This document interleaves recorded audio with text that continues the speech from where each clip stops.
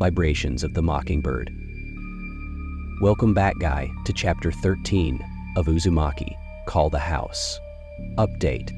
Several-day Kurozu town was devastated by the hurricane. The center of the town suffered the worst damage, and all the house around the Dragonfly Pond were reduced to rubble.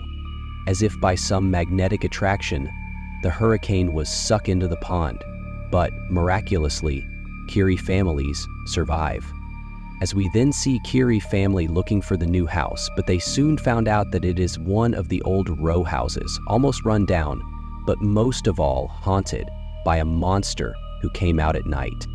Even though the cellman tell them there is no monster, proof has shown that several pet dogs in the neighborhood have been found slaughtered and eaten alive. The man that say that this is what the town has made available for the disaster victim, and he made it clear that the family has no choice in the matter. After he left, the family discussed with each other about the hole in the wall, the old electricity and plumbing system.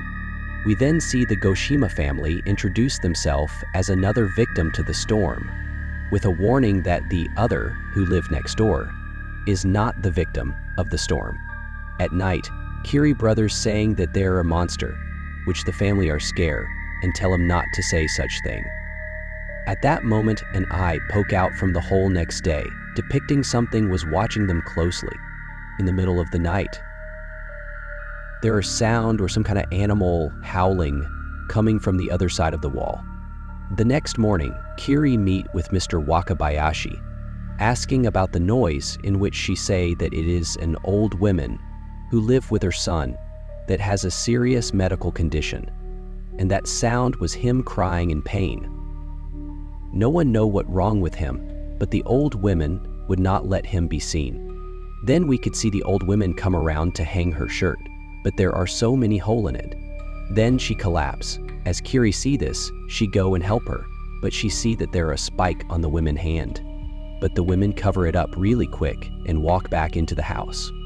That afternoon, the Kiri family could hear howling again. Kiri suspect the women crying in pain, go look for it. She then see that the women's son has died. Observed. The ambulance crew took a long time removing the son body from the house, and at the hospital the doctor diagnosed the women with unknown skin disease, and her son had suffered the same thing. The scene then shift to Mr. Wakabayashi talk with Kiri again, but this time Mr. Waka seemed to be interested about the women's son look. But Kiri got mad and just walk away because she think it is the intrusion of privacy. After that, the Kiri family has infected by wart. Immediately an eye was looking upon them was no one but Mr. Wakabayashi, as he intrigued by Kiri beauty. Then we see that Mr. Wakabayashi also been infected by the wart. Late at night, Kiri's family has complained how painful the wart is when it grow on their body. They then scream for Mr. Wakabayashi for help, but no response, even after several days. The pain of wart has infected Kiri father severely.